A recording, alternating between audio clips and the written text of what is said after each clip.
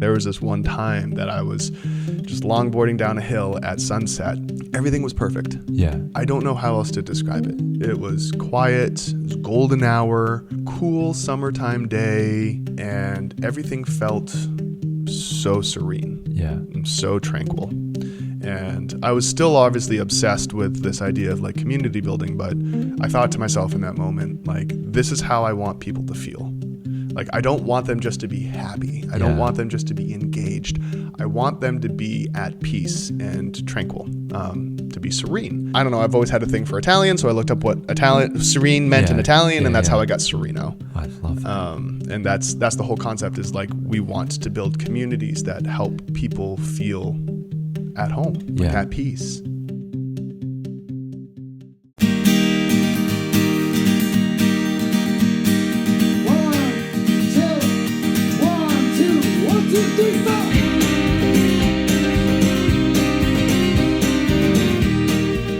You're listening to Granite Goodness, the show about optimism, progress, and problem solving in and around New Hampshire.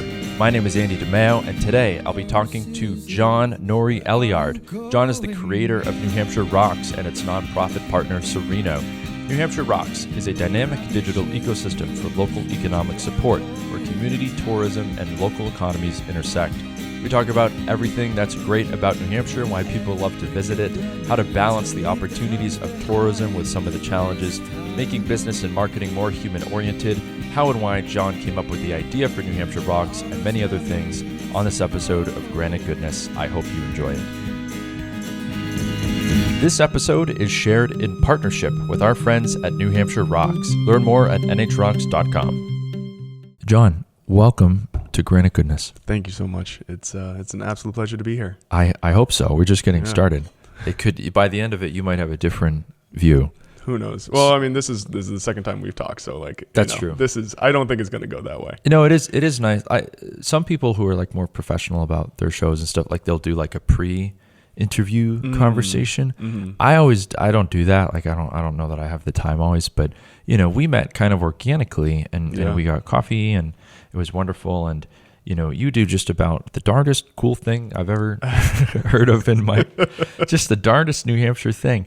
You know, you run New Hampshire Rocks and Sereno, and there's this whole lattice, you know, network of positivity and interesting things around New Hampshire. But let's start. I always forget. Like, who are you? What are you doing in New Hampshire? Like, what is your relationship to New Hampshire? Born and bred native. So I grew up in Canterbury, so just north of Concord in the Shaker area. I grew up on the Northfield line and went through the whole Shaker school district. And then shortly thereafter, left for college. After college, I moved out to California for a little bit, and I missed pretty much everything about New Hampshire, minus some of the colder winters. But like, I missed the people, I missed the lakes, the hikes.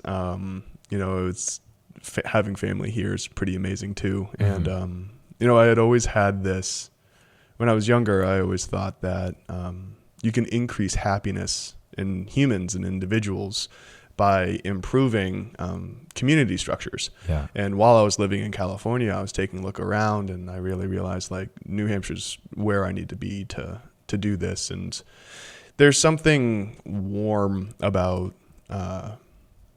being successful within that effort and trying to make that positive impact in your home state, especially when your home state's smaller and you know, you can kind of experience that positive impact over time because it impacts your actual network and your extended network instead of it just being like, I don't know, somewhere in Northern California that you know, you would never meet. It's cool. It's tangible, right? Yeah.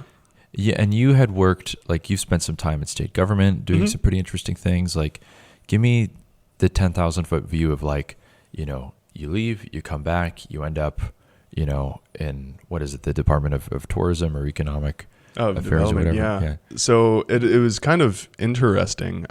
So when I started this, actually, when the BEA was originally founded, and I remember. And what is it, like the Bureau of Economic, like define the BEA for people? I'm sorry. Business and Economic Affairs. They're a three-pronged approach to kind of helping New Hampshire, and so they have the Department of Tourism, DTTD, which Wait, is that- DTTD. It took me a sounds long time to a do lot that without like stuttering. DDT. Yeah, it's his thing. It's the Department of Travel and Tourism Development. All absolutely wonderful people. There is the Division of Economic Development, and then there's the Division of Planning and Community. Yeah. And all of them operate under the BEA umbrella, and they pretty much touch everything that the state does. Yeah. And they are just, it was Taylor Caswell was the first one to be the commissioner. He still is. Yeah. And the BEA was formed in 2017, actually, when I first formed NH Rocks. Yeah. And that was when I decided I was going back to get my master's, and I was like kind of going all in on this idea, not knowing that, the BEA was going to be kind of a similar organization. Yeah. But I remember Taylor was giving like one of his first, like, I'm the commissioner, this is the BEA, we worked really hard to put this together, and he was doing that in Meredith, which is where I was living at the time. Yeah. And he had a talk at Hearts. I remember I was just like blowing up his email, like 27 years old at the time, a complete unknown. And I was just, hey, Taylor, I'm John. Hey, Taylor, I'm John. Like, I want to do this. How do I not step on your toes? And then lo and behold, literally he comes in and I all but stand on his toes and go like, I'm John. Like, I want to help New Hampshire. How do I do this without getting in the way? You're the toes guy. I'm apparently, not really shy. Right. And so I ended up running NH Rocks as a marketing organization pretty much until the pandemic happened. And then once the pandemic happened, we went all in on marketing to continue to help with businesses. Yeah. We grew pretty successfully through the pandemic. And then I kind of had a point where things were just status quo for a while. And realistically, I just kind of got bored. Yeah. I knew there was going to be something that I needed to do with like a nonprofit coming up, but I wanted just to kind of get more involved with the state. And then there was this opportunity that was federally funded out of ARPA funds. So I started working at the BEA. I was fortunate enough to get the job and just met the best people. Yeah. I really have only positive things to say about my time there and about the people that are affiliated with it. It's a good crew. It's a good ship.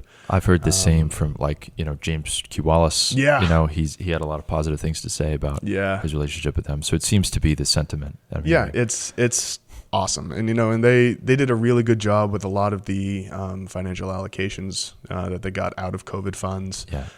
They did the housing champions thing that they've put together now. And I can't remember the total number of housings that they had built. But the impact is truly, truly tremendous. So it was very fortunate to have my time there, kind of spread my wings a little bit and learn a little bit more. To kind of help distance myself from NH Rocks at the time, because they had asked me to when I was onboarding. Right. I actually formed a nonprofit that put a board in place to help steer NH Rocks. We're in the process of basically having the NH Rocks platform, technology, data, all that go to the Sereno nonprofit. So we can prove this e-tourism for development model and actually help the middle class primarily in New Hampshire. Wow. And using tourism to do it. This is such a sophisticated lens of help it. I'm so fascinated by everything you're saying. Good. No, it's incredibly interesting and clearly you're a thoughtful person. So how did, you're in your 20s, you've come back here, New Hampshire Rocks, what is that? How did it come to your mind and all this? My education background's all economics for the most part, economics, community economic development. I'm so jealous of that. That's very cool. I fantasize. I wish I had studied econ. It was so I also did it probably in the most difficult way. What do you mean by that? What did you do? I originally went to school for music and theater. Oh. And so I've played piano for 20 years or so. Wow. When I was in Belmont in high school, I was the piano for jazz band and stuff like that.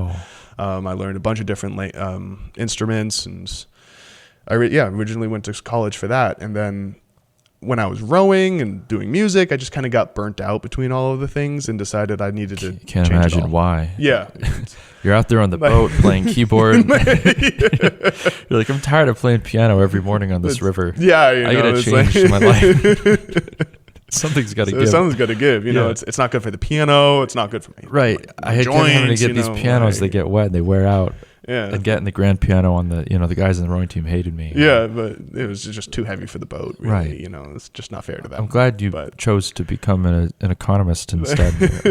Yeah, me too. But yeah, when I transferred college, I remember because I was at UMass first, and then I went to URI. And when I was onboarding, whatever that is, my advisor at the time was like, what do you want to do? And I was like, I just want to not be here anymore. I know I need to get my bachelor's degree. Yeah. I have this grand vision of like ideally one day building a community, but like I don't. Yeah. I have always kind of felt like school was like a waiting game. Yeah. So like I was like, whatever it is to get me out of here. She's like, that's going to be economics. Wow. I was like, great, let's rage. So why I say it was like the hardest was because I remember I was doing Calc 1, Calc 2, and econometrics at the same time. Yikes. So I was learning the principles of Calc 1, and then I was applying that in Calc 2, and then I was applying Calc 2 to economics models. Oh my God. While I was still learning Calc 1. All those asymptotes and... It was something. That's the one calc term I know. Right. It's a good term. Approaching zero, right? That's what it means. It didn't sink in for me. I think I failed calculus at probably like 4 times. I don't even know. That's all right. It's not like you use it every day. Well, I could be using it right now to get the piano on the. Yeah, It could be a grand piano right here. That would be fun. Yeah. Man, but okay. So like, take us from there. Sure. To New Hampshire rocks. Sure. So, basically it all just kind of boils back down to really just a childhood dream of really wanting to help people. Yeah. I did kind of lose my way in that transition period from music to sports to economics to national travel. Yeah. But really when I was like looking at things in California and being like, okay, let's go back to what's most authentic. And then I was thinking about like New Hampshire and what it is, and knowing that like this wasn't going to be the nonprofit name. I always had Sereno in my name as the nonprofit. But when I just getting here, I was like, well, it's the Granite State, but like I'm thinking about music, and I'm like, this rocks, man. Like this is cool. Yeah. And so that's kind of where the name came from. Is like trying to find things that rock in New Hampshire, and it's a play on granite and all that stuff. But it's like, oh my God, it's kind of like Granite Goodness in that, right? Until this moment. It's like, what, this hike rocks, like going out on Sunapee rocks, like being on Granite Goodness rocks. Like this is cool. This rocks. Yeah. And because we do events and we're looking more to go into like a ticketing area, it totally aligns as well. So. Yeah. Oh, what's so funny about this too, and I love everything you just shared. And I wrote this silly essay kind of about this a little while ago, because I had met Ella Schmuel, who's I think he's like does communications for the BIA now or something. And if you ever watched the show The West Wing, there's like the president part, like he's from New Hampshire, right? He was the governor, and there's all these flashback scenes of him like while he's the governor and considering like, okay, do I go into national politics? And there's one scene in particular where like it shows him he's like really bored. He's the governor of New Hampshire, and these two kind of like bureaucrats from the tourism department are giving him a presentation, and they're kind of like milquetoast, like weak, like annoying, like it's not a flattering portrayal of them, and they're like, yeah, we need to boost like snowmobile tourism by like 10%. We've got this whole new marketing campaign. It's called New Hampshire, it's what's new, and it's seen as like he's just sitting there, he's like, this is the dumbest thing I've ever seen. And and it portrays New Hampshire as like this kind of podunk place where like these are the things that the government is worried about, getting 5% more in snowmobile tourism and just like inane small things that don't really matter. And that's for the purposes of the show, that's how that's how it was portrayed. Yeah, the point of that scene is supposed to be like, this guy is meant for greater things. He's supposed to be president and all that. And so, when I met you and when I met Ella, like people who are actually legitimately interested in this question of like, how do we promote tourism in New Hampshire? And, you know, I saw like how smart and how passionate, you know, you both were, having both worked on like the BIA. I was like, man, I mean, not that like it's a satire in the show, like it's tongue in cheek, but, you know, very different from like this kind of popular culture image of the state. It's like here I am meeting the actual people who would in theory be concerned with this question, and they're nothing like that. They're incredibly smart and passionate and interesting. So and New Hampshire Rocks is way better than New Hampshire It's What's New. Well, I mean, the state does have some pretty good marketing campaigns. Oh, they too, do. You know, and like it's like Find Your New. How I Live Free. That's a new one. I've been that seeing one's really those good. Videos are so good. Yeah, I'm glad that they started marketing in state too, because that was a major one. Like when I was there, I was calling out a lot of like in-state metrics versus out-of-state metrics, and even in a marketing standpoint, you know, like you have the best opportunity to get a higher ROI from individuals that are already within your audience. Yeah. And so for like businesses, that's like your email list. But if you're a state government, it's the people that live in your state. Right. So if you can just market to them and introduce them to the things that are already there, they're the ones that have the most opportunity to actually go patron those areas or explore, you know, what's around, assuming various other things, opportunity, time, cost, jazz like that. But it's actually wicked funny that you bring up like that West Wing and like snowmobile things, because that's actually a real like that's it is for a real. Big driver. Well, because I think about like one of the last winters we had, and it was really bad, and it screwed up like the winter economy for the Great North Woods. Because they actually didn't have that like OHRV, that snowmobile traffic that they usually do, and you get a lot of that from Canada, and like it was a whole thing. Fortunately, around that time we had the solar eclipse, so that like totally changed it, which you wouldn't think is a major tourism driver. This is the one from like last year. Oh my God! Did you go to it? Did you go view it in totality? Don't hate me, New Hampshire. I was in Vermont. That's right. A lot of us went there. Yeah, it was across Burlington, so I was out on the promenade. I went up to. I mean, again, it's an interesting question of like the tours, like Brentwood. Which was one of these towns that was in the path of totality, and you know, no shade, pun intended, to the people of Brentwood. You know, but you got the sense that like this was the biggest event that had happened there in a very long time. Like to all of a sudden have 5,000 people showing up to your town of like 700 people or whatever, and it was great. Like we had a wonderful time, and everyone was very excited. But it does beg this interesting question of like. Tourism, I think, can sometimes, and our experience of it is like very different from probably like the prototypical criticisms of like, where is this not always a net positive economic impact, right? Like, people, other countries that feel very exotic to us, like you hear all these horror stories of like, oh, their whole economy is propped up by tourism, and people, they go for this experience, it's extractive, they don't really care, and it's blah blah blah. Like, so it's a tourism, I think, can get like a mixed bag of reactions for like, is it really positive? In what ways? Like, what's the impact of it?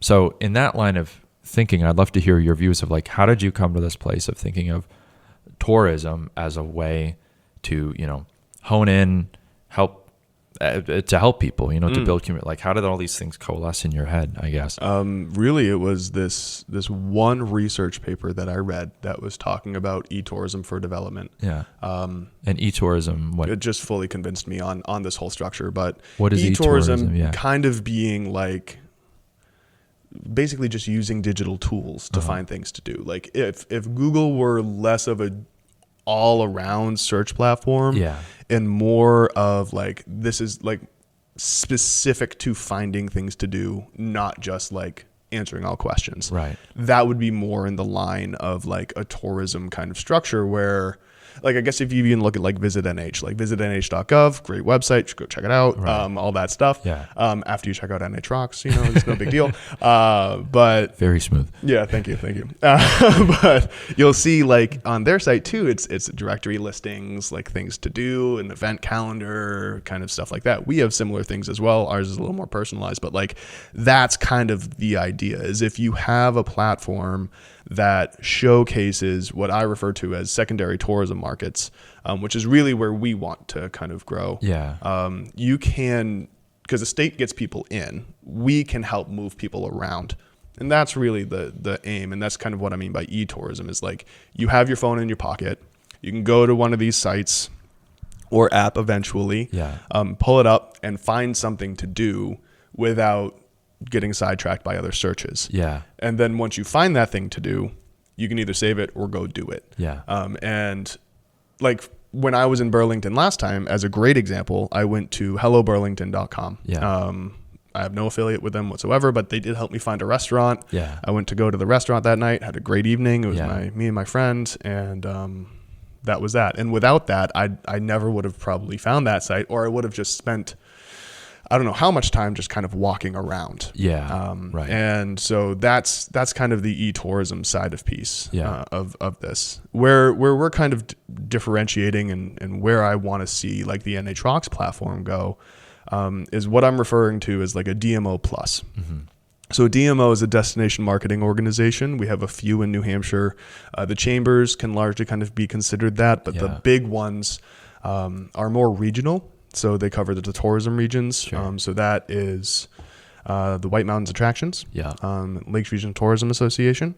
And I believe there's another one, the Sugar River Region DMO. They're trying to kind of split between Dartmouth and Monadnock, like that area in between, because that's a pretty big region in there. Yeah, so that's like they're where trying Ken to call Burns that out. lives somewhere over there. Yeah, exactly. Right. He has some cafe, I think. I don't know.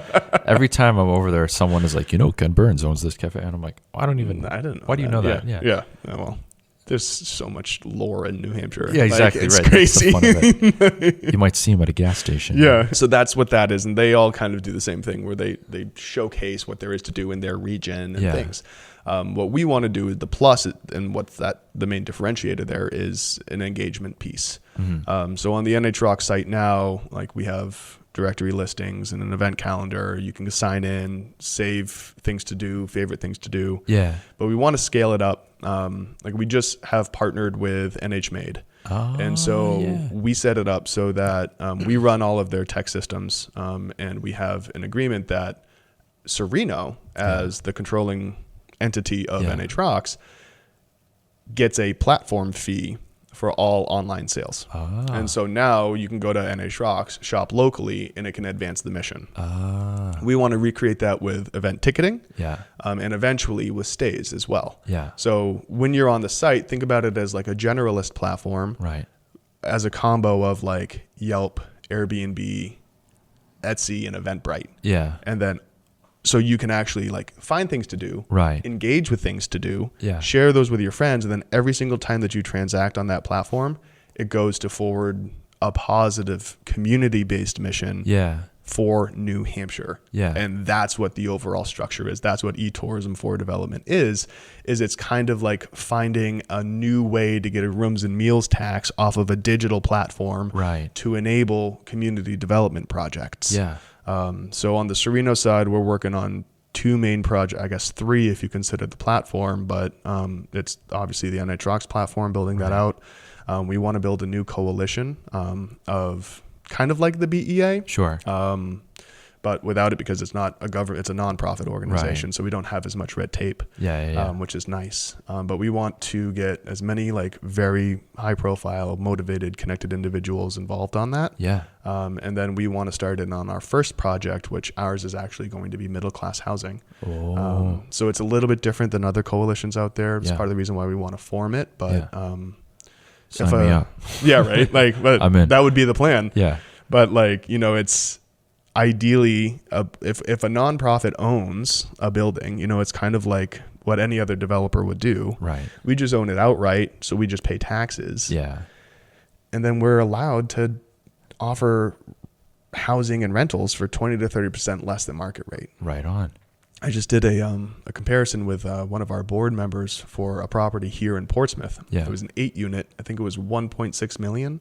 So like we had bought that outright. I think the taxes alone were like $1,500. So we could, if you rented out the whole thing, you have enough money for taxes and insurance and collaterals, and you're still able to offer that at $1,500 a month. Wow. 2-bed, 1-bath here in Portsmouth. Yeah, it's bananas. Isn't that crazy? Yeah. But we're already having, I mean, it's a known that housing's a problem. Right. You know, and when I was at the BEA, one of the ones that I keep coming to is like out of Lincoln. Yeah. Some of the entry-level workers there are driving 30 minutes to 45 minutes to go wait tables. Yeah, it's like for what? For what? That's crazy. How is that sustainable? Yeah. They can't even afford rent where they work. Right. They can probably even barely afford it away. Yeah. So like this is a major issue, and if we can create a different sustainable funding vehicle for it, you can actually solve a number of problems. Yeah. That's our hope anyway. Well, it's like it's like the 1,000-prong solution.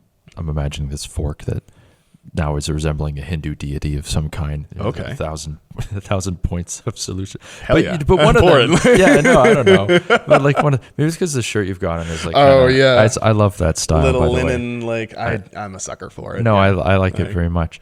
Good. No, well, I was talking about your shirt earlier. I like your shirt, so this is all good. This is great. This is New Hampshire. This is New Hampshire rocks. Yeah, it is. You know.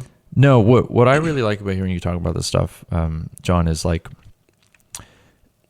so often I think people come away from like the tech stuff, like we live in the digital age, and you know there's the algorithm is a very loaded word, and you know you hear a lot of rhetoric and focus on like, oh, you know, these big companies, you know, they can control and influence, you know, your entire online experience, right? Like they can, you know, nudge you in a particular direction, whatever it is. It's like, you know, things you're recommended or places you check out, right? Like if you can control a search or the way that advertisements pull up, right? Like it's a huge amount of influence, right? And, you know, whether that's like accurate or not is not what I'm interested in, but just this idea that, you know, the way people interact with technology and the internet, it's not generally seen as an empowering thing, at least lately. Like there's a lot of focus on the ways that it's disempowering for consumers, I think. And so you're bringing this very, you know, tech savvy, like pro social community background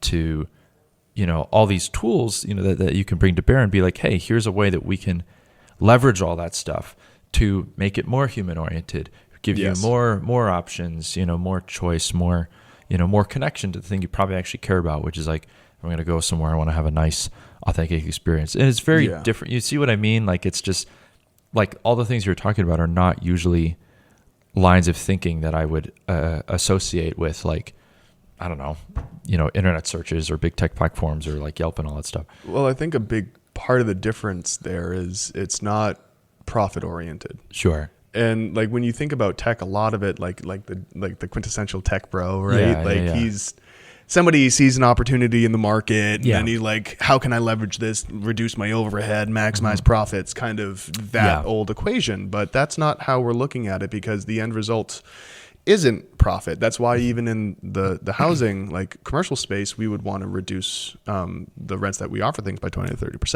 Right. Like it's the whole goal is to increase happiness, opportunity at the individual level. Yeah. And if you're able to build a platform that can make things more affordable for people, and then you have the opportunity to increase costs on that, like it's not something that you always have to do. Yeah. And I think offering something that provides a check to the lower bound is just as valuable as being like, this is the highest profit we can make. This is kind of on flip of that, this is the most human-centric thing that we can make. Yeah. And that's ultimately what we're aiming for. And doing that in a way that doesn't compete with existing government structures is really what we're after. Yeah. You know, because if done right, not only can this supplement community development projects, but it can tighten local economies, which means that the government's job gets easier.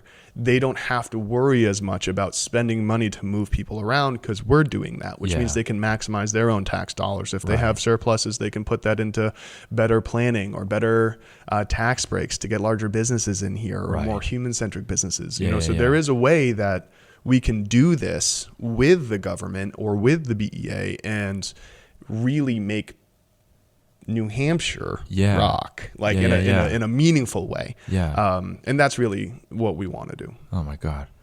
it's just like you would never imagine that like e-tourism or like anything would touch all these things, but I guess it does. Like I'm so baffled and amazed by how you're connecting all these different topics. Like it's really, really cool. Oh, thanks. I mean, I think when you talk to Taylor, you'll get something similar because he very much does believe in the power of tourism. Yeah. One of the quotes that I think I recorded him saying early on was like, the best way to get somebody to move to your town is to get them to visit your town. Right.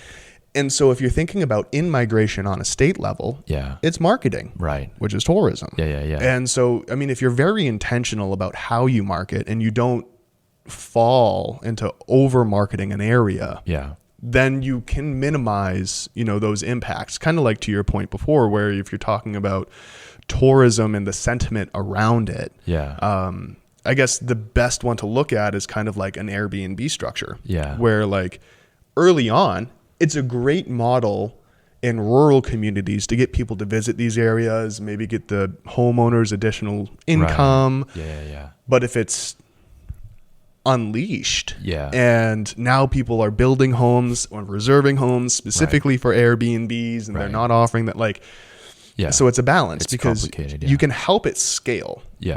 But if that becomes your backbone, there's a lot of problems that can come with it. But like the e-tourism for development paper that I read, one of the ones that they called out in particularly is like the development around Vietnam. And they have a very tourism centric model. Kind of like what you initially called out. And because of that, it has helped them build their economy. They've been able to do more. But there is that concern about like, at what point is it too much? And at what point are we empowering visitors more than our residents, and like what's the weight of that? So, well, I imagine it's a different answer everywhere in the world, right? Like, you know, the tourism problems that, like the, country of Vietnam would face, are, I'm sure in some ways similar, but also very unique, right? From like the ones that New Hampshire would face, right? Oh God, yeah. It's like, no, they're exactly the same. You're like, would be crazy. We went to the government of Vietnam and we asked them, how do you guys do it? We need to do that. No, I mean, I see all these crazy numbers. Like, again, my favorite thing to do in the world is find like the New Hampshire Good News, and I put in a newsletter.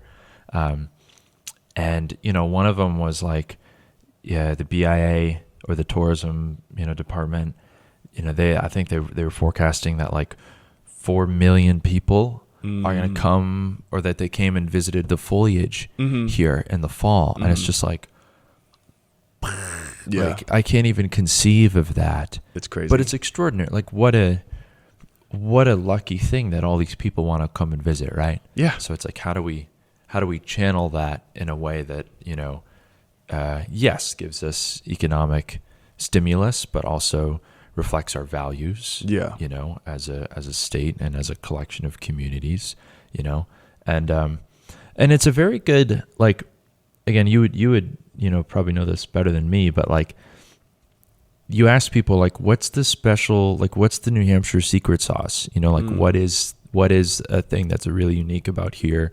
or in my line of questioning, like, in what ways are we really good at how we solve problems? And the simple answer is it's like social capital. It's just that's the thing that we have in abundance. And you hear it all the time of like, oh, it was just a matter of, there was a problem with homelessness in this town. And then, through Seacoast leadership, we managed to get someone who was in, property development, and someone who was in, addiction treatment, and someone who, worked with a bank. And they all just happened to meet through this program. And then they were like, wait, we could really do something about it. So it's just like the more Venn diagrams that we can draw around people and problems and communities and like getting people to solve them. Like we have such a pro-social culture here.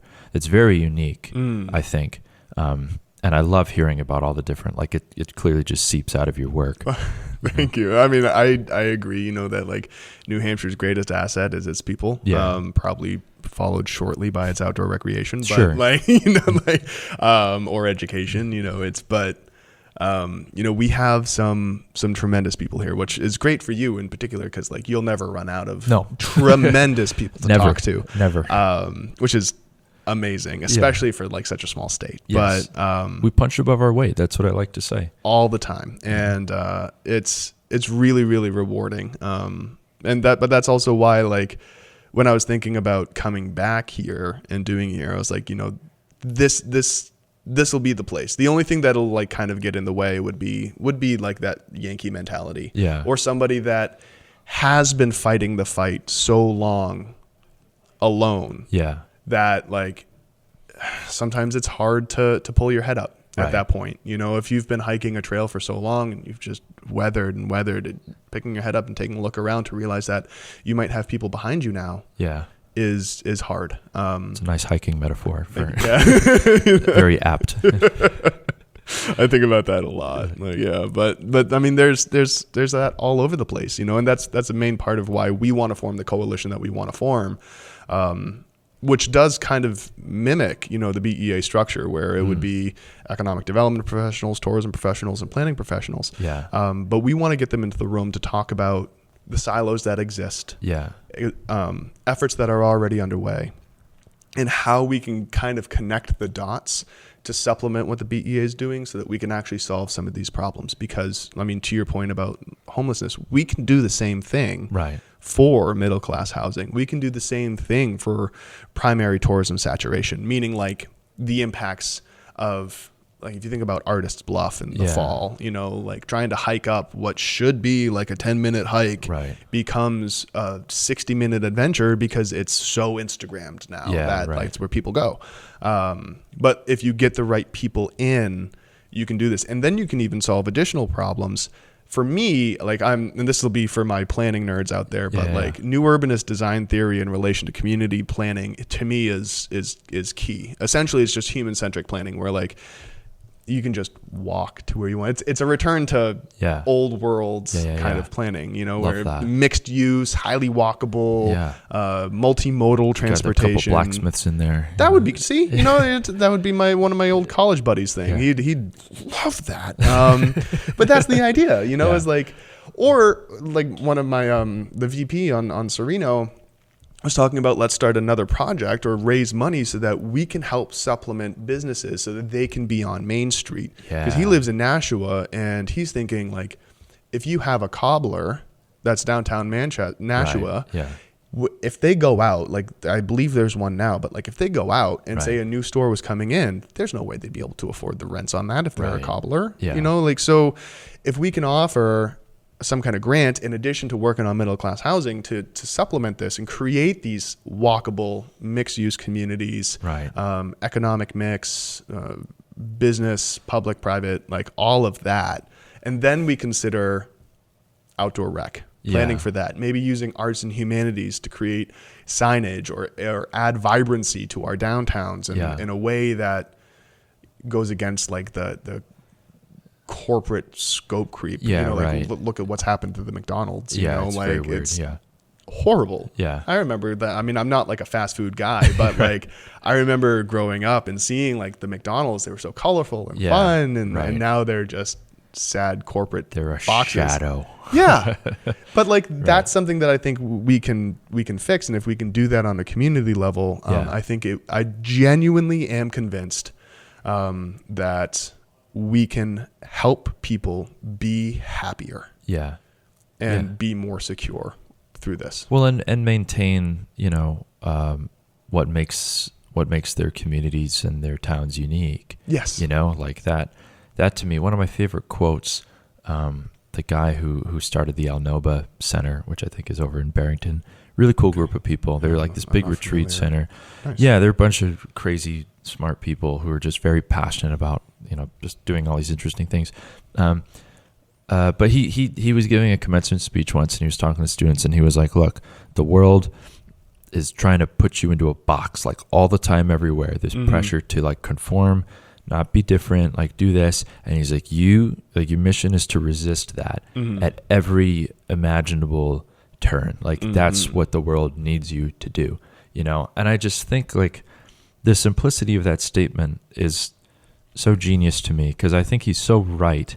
And, particularly like you think of all the pressures that exist in the modern world on, towns and various things in the economy, right? Like just like the McDonald's, this pressure for, assimilation and just to be the same and to fit in. And I think it's changing. I think it's starting to get better, than it was. But, what could and it's such an interesting time to be alive, that the fact that we're alive right now when, digital photography and video was invented. Yeah. Right. Like, you ever think about that? This is sound like a real podcast now, but hundreds of years from now, there's going to have been hundreds of years of high definition footage of what the world looked like in the past.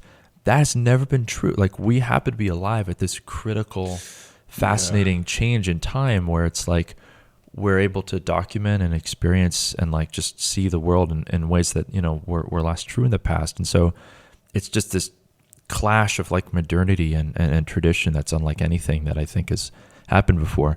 And we can channel it in this direction, everything doesn't have to become suburban hell, and everyone knows what is meant by that. And I'm not in any development, like we should be pro development, but like, we got to be a little intentional about it. Well, I think you're right. These towns are so unique. They need help. They do need help. And to that point too, I think it's important to be pro development. Yes. But I think it's also important to realize that like development unregulated or development for development's sake isn't good. Yeah, it's not right. Because if you have an intentional development, that's great, and you're able to help people and stay true to the local character. Yeah. And I think that that's key, and that's why we want to form this coalition for the nonprofit and help keep that localized and centralized. We're going to be starting marketing for a greater network, so that coalition always has a feedback loop to the local people. Right. But untethered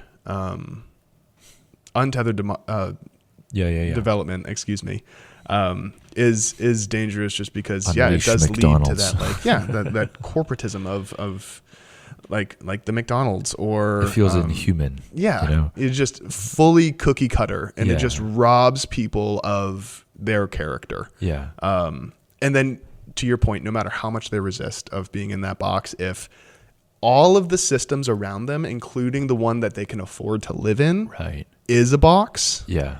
Like, you can only resist so much. Yeah. So if you have a system that helps you resist, which is kind of, I guess, within the vein of this conversation, would be more in line of what we're trying to do. So like, you keep that community character. You're empowered by the individual to be a participant, to actually start to realize some kind of economic mobility through like a nonprofit system that and you're convinced, because it will work for you, and have your back. Like that's really what we're aiming to do, and like, if you think about market conditions and the overall, like, trying to find a price on things, I guess my business partner was away, and this is like a great way to think about it, but like, he was saying that in places like Prague or France, the government actually owns a certain piece of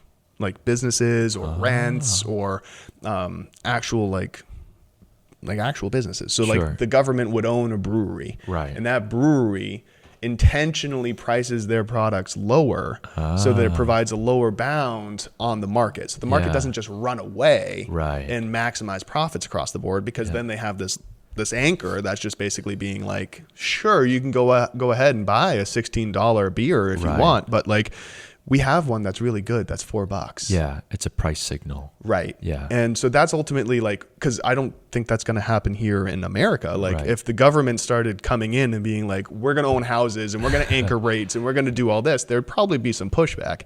But if a nonprofit does it, Boston Tea Party. Right. But like, if a nonprofit does it within the capitalist structure. Right. And that's what we can do. Yeah. And so we can actually help people and help businesses do that and find a price target for rents and houses. And like, if we get into supporting businesses or something like that through grants, then better, more comprehensive and robust downtowns too. Yeah. So no, I like that very much, and it's so cool to hear you think about these things, right? Because like, again, I agree. I don't, this is my personal views now, which the show is not about, but, well, my views is like pro optimism, pro, like, let's make people's lives better. And I generally believe like, I mean, we live in this crazy time, like the last 200 years, they've been really interesting in terms of human history. A lot of stuff has gone very well in terms of like, people's level of education, their access to education, the longevity of their lives, the health of their lives, the level of egalitarianism in their society, right? Like there's been this, kind of grand flourishing in a lot of respects, which isn't to dismiss again, the world is messed up. We have a lot of problems, but it could be way better than it is now, right? And like they're kind of both true together. And, my favorite conversations on this stuff are when, I hear people reckoning with like, yes, like the growth incentive and the profit motive, like it's incredibly powerful. It has led to just this gigantic expansion of like, wealth really. And like people are better off than they've ever been in all these ways. And it's not a mistake. It's because we had, innovation and like markets and they all coincided at the right time. And it's just like, it's really amazing. I'm very lucky and happy to be alive today. Yes. But there's a lot of doubt. Like, again, if you let that stuff just go crazy, again, there's no shortage of examples of like when business, you look at a business and like they'll do something you think is wrong. They'll be like, oh, well, they did that to make more money. And I think most people would look at that and be like, that's wrong. So it's like finding the right balance of like, this is an appropriate, or rather this is a sector or a circumstance where like the profit motive really does serve the common good. And this is one where maybe it doesn't all the time. Right. So how do we channel it or, kind of like tweak it or send a price signal to help you like, yeah.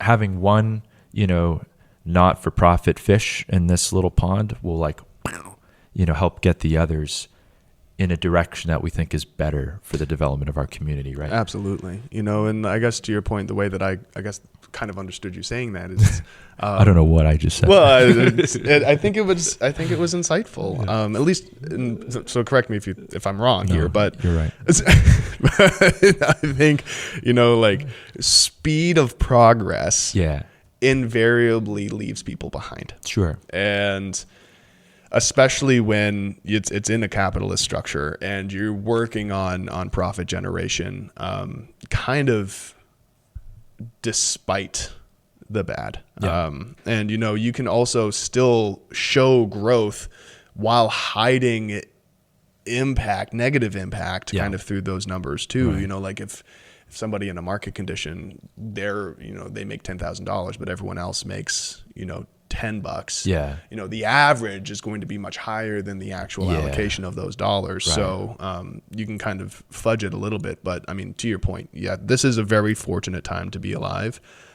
This kind of model wouldn't really work if it weren't during this time. Right. And admittedly, I still have to time it right. Yeah. We've been working on it since 2017 and various things have gotten in the way, but also part of it is just how quickly technology keeps evolving. Yeah. Like when I first started this, it was like, I was like on the bleeding edge of social media. Right. And now with LLMs and generative AI and like all of this new AI bubble, trying to find the right way to incorporate it, to stay ahead, to while like staying true to the mission, right, is both difficult and expensive. Yeah. And that's always been one of the major things, like kind of as acting as a headwind, is just the overall cost of tech development. Right. Is ludicrous. Yeah. And plus people have expectations. So they want it to be as easy to use as Google, but like I don't have $10 million. Right. I'm from Canterbury, New Hampshire. Yeah, I don't know what you're expecting. Do you have it? Yeah. But so we're trying to make this good and keep it going. But yeah, we also are realizing that we can continue to make a positive impact through the other parts of the nonprofit, which is why like firstly focusing on middle class housing is going to be our key. Yeah. So, well, I generally have the feeling that, like I wonder if we'll look back in this time and think like, if we reached peak, I don't know, kind of virtual saturation in some ways. And I don't, that could mean different things depending on like what you're talking about. But But you do see this real movement now toward, I mean, someone else is going to come on the show. I don't even know like what she does, but her name is Ray Lambert, and she's some entrepreneur type. But her company is called River, and it's all about like getting people together in real life, which sounds like it shouldn't be hard to do. Like, why do you need a business for that? But and she'll explain all this stuff to me. But like, you know, the success of her business to me is an indicator that like there is actually an appetite, and if venture capital is responding to it, like, you know, that there's like someone smart out there has like looked and be like, you can invest in this. Yeah. And there's an opportunity. But like, there's such a premium now on people's, you know, time in real life. You know what I mean? Like, and more people are, you know, social media is great, but it's also annoying and weird and too virtual. And, you know, like there's a Luddite movement from Gen Z in some way. Like, people are like, hey, my phone's great, but like, I want to be here in real life with you. You know, how do we facilitate more of that? You know, like, I really feel like, and again, I'm biased. This is my whole view, and I'm selfishly like, I'm projecting my views onto the world. It's your podcast, man. You're allowed to do it. Well, it just, you know, I see this from, you know, my little sister, you know, who's about to graduate college, and from people my age and people older who they don't struggle with it because like life was always real to them. Like, my mom never knew what it was like to just like live through Instagram all day. She's like, what do you mean? Just go outside, you know? Yeah. And so I don't know. I see real intentionality and a lot of movement towards like, can we do more stuff in real life together, and more of a focus on, hey, tech is great, but if it's not facilitating something real for us, right? If it's not helping us go find something interesting and unique to do, you know, in some part of the state that we don't think are right, like, then I feel like people are just, they're going to leave it behind, and that's a good thing. But I don't know. We'll see. Well, I think that you're onto that. And I mean, it sounds like to me a kind of a recreation on what she's doing. Have you ever heard of like Meetup? Yeah. There's a million of them. It sounds like it was when I was living in California. I lived and died by Meetup because I obviously didn't know anyone other than my roommate. And I needed people to go do things with. But the other thing that may not be on the forefront of your mind if you're not in community development is like the places that people go to meet up at are places that need to be built and developed. And that's where, like, if you're ever come to like a Sereno board meeting, I harp a lot about the development of third spaces. Because that you're in one. What? It's like the Pirates of the Caribbean where she's like, "Do you believe in ghost stories, Miss Turner? Do you believe in third spaces, Miss Turner? One, yeah. You're in one." I mean, technically, yes. This is a third space. You're in one right now. This is actually my vibe of a third space. I love this. It totally is. This place made for you. Yeah, no, this is awesome. Shout out to Treeline. Yeah, big shout out to Treeline. Yeah, this is rad. Yeah, this is rad. Well, to the point though, they built this place for this. Right. Like, they didn't just go and be like, man, Portsmouth needs another like gear shop or tap room. They're like, no. We're really outdoorsy people. And we don't feel like we have anywhere to really hang out. You know, like, you can't just go and like loiter in like Eastern Mountain Sports or something, right? Yeah. Like, and you know, they had a whole community of friends, and like, we're going to put somewhere in the West End that is somewhere that's like, it's nice, people live around it, they can walk to it, and there's just no expectation, and just like, and they're doing really well, John. Like, they've been in business like a year, and they just like the success of this space to me is such an indicator of like, people are hungry for more third spaces, and even the fact that like people know what that means now. Yeah, you know, like, it's huge. People talk about it all the time, and like, it's really good. Yeah, I mean, and that's like, because I remember like, I was, even when I just moved out to Dover, was looking for different third spaces, and it took me a little while to find a few. You know, I've always found kind of solace in the gym. Yeah. And so I do that up there, but what gym do you go to? Oh, well, I just go to Planet Fitness. I also have like, because I was a professional like fitness trainer for about a decade. No kidding. So I have a full home gym as well. So I can go to Planet Fitness and do my auxiliary stuff. Right. If I'm trying to set a PR on a squat or something, I'll just have a squat rack at home. I can just do it there. So like, it's much better. Right. So like, because it's Planet Fitness, I didn't really get my third space there. But you know, we found one at a brewery, and like, there's a game place that we go to, and there's plenty of opportunity, but a lot of that I wouldn't have necessarily found selfishly. And I don't mean it to be a plug, but like if I weren't the one that was putting together NH Rocks, like a lot of the database that we have, I've personally curated and found. So I knew a lot of these places kind of coming in. I was like, oh, we're going to check out this. We're going to check out this. And I actually saved like all these places. And I clearly need to do more of that because I didn't know this place existed. And I'm super excited to know about it. So but if that's the thing is that I want to help people find these places. And especially when they're intentional like this and can help bring happiness and goodness, to people, I think that deserves to be elevated and celebrated. And I want that platform to be able to do that. Well, it makes me think of, and you must know the history of this stuff, right? Like, I feel like there used to be like a pamphlet equivalent of what you've built with New Hampshire Rocks, right? Of like I don't know, we were trying to find out who was in there's all these bands up in Tamworth, and it's a good example, by the way. Like, again, when I moved from, the Seacoast area to the Mount Washington Valley, like some of my friends who still live down here, they're like, you're moving to the middle of nowhere. I'm like, no. Like there is music like every single night somewhere in town. Like it's very, very active. There's a very vibrant scene up there for art and culture and farming and local commerce. Like it's an incredible place to live. I love it up there. No, I do too. It's great. It's like you feel like you live and breathe in New Hampshire.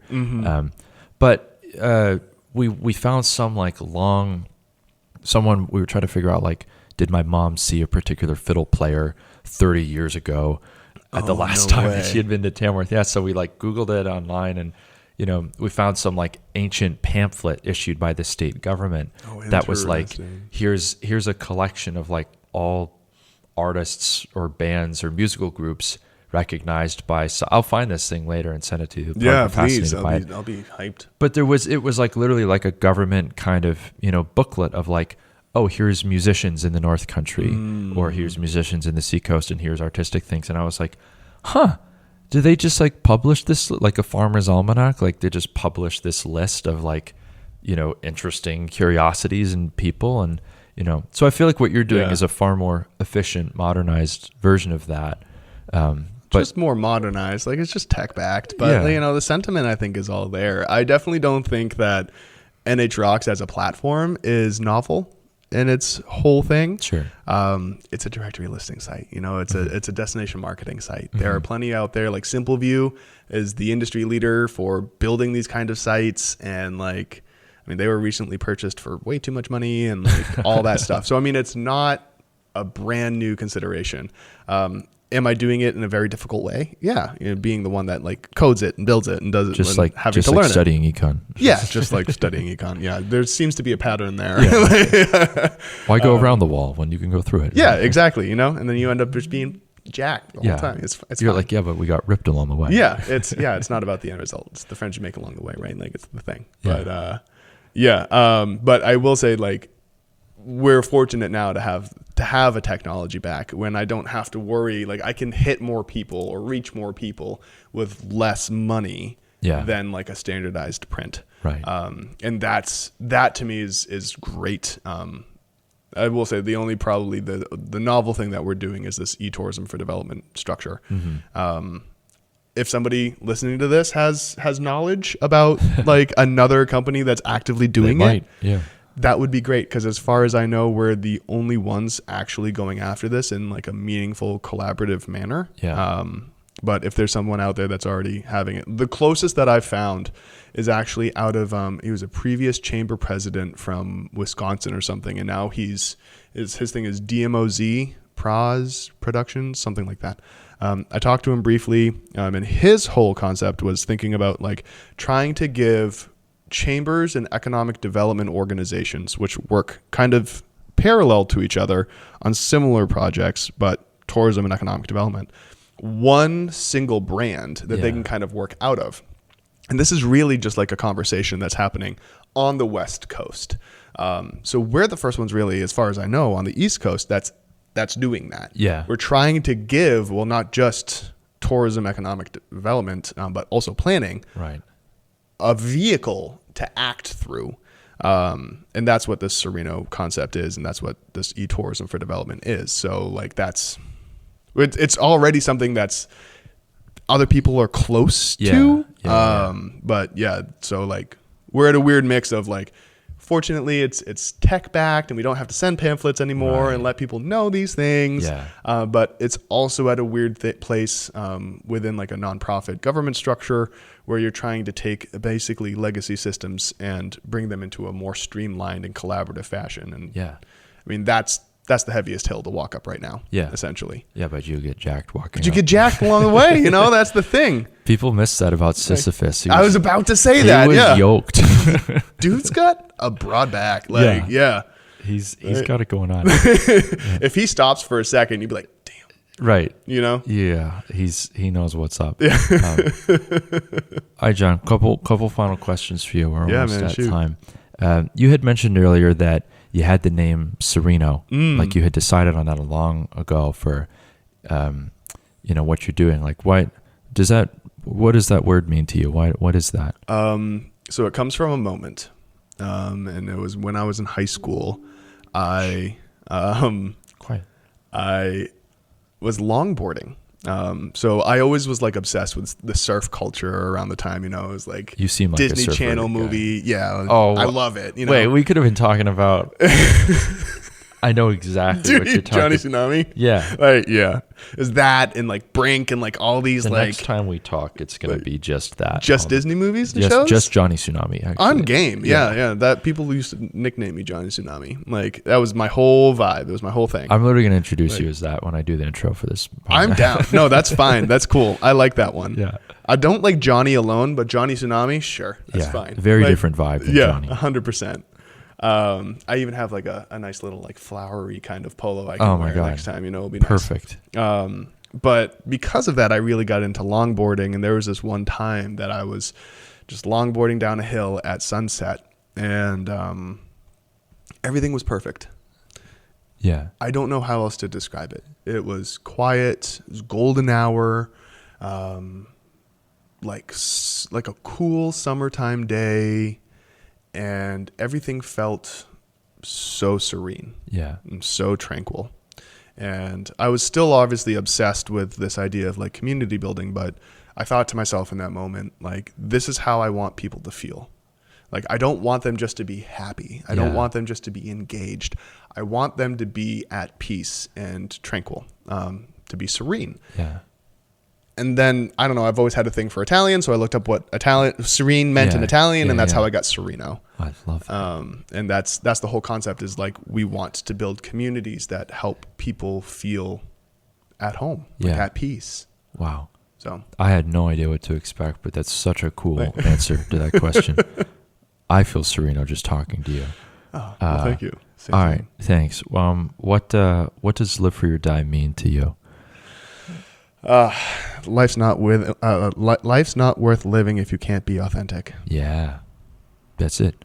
Everyone has a good answer to that question. That's a really good question. I've actually never had that directly asked to me before. We should ask it more. I'm down. Yeah, that's a good one. Are you an optimist? Yes. Why? Why not? There you go. If you have a choice, why not hope for the best? All right. Johnny Tsunami. Thanks so much for joining us on Granite Goodness. This is really fun. Well, thank you so much for having me. This has been an honor. Yeah. Many collaborations to come. Heck yeah. Very excited.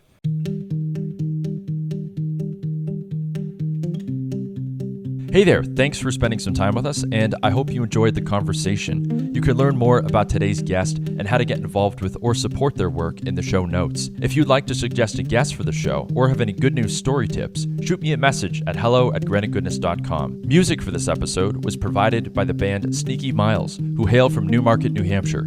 Until next time, I'm the creator and host of Granite Goodness, Andy DeMeo. Thanks for listening.